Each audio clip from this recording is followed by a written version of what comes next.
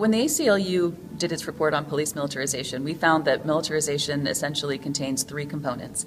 One is the use of paramilitary weapons.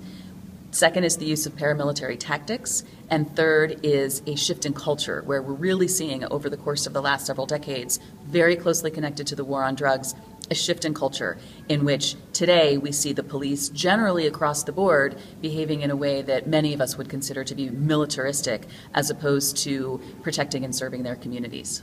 Remind us of how it used to be before the militarization. It used to be, first of all, that the police had to come from the cities that they were policing, the cities or towns that they were policing. There were a lot more cops on the beat. There were a lot more police officers walking up and down streets, getting to know people, getting to know communities.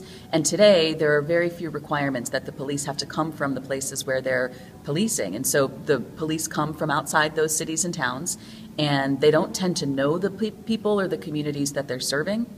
And so, that's why we've seen, that's in part why we've seen this dramatic shift in terms of how policing occurs. So when you say culture, do you mean that the police are more prone to look at residents as some type of enemy or some type of combatant in ways that they weren't before?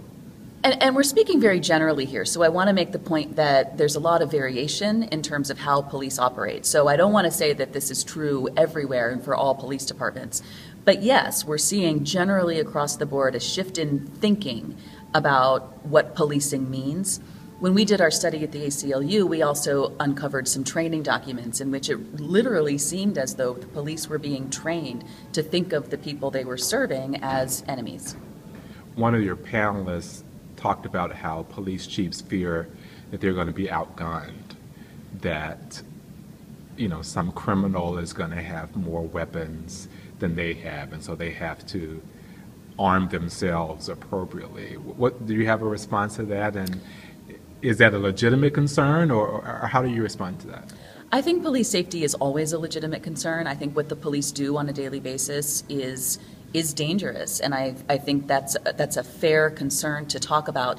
When we did our study, we found, however, that the majority of cases in which police were using special weapons and tactics, SWAT teams, they didn't end up needing the kinds of weapons that they had. They were raiding homes. They were looking for small amounts of drugs, and very often they did not find weapons in the homes. They found families, and those families were harmed by the experience of having their home raided. So I do think it's a legitimate concern, but I don't think that it means that the police need to go all out and become paramilitary units. I think that there are some smarter solutions that we can be embracing.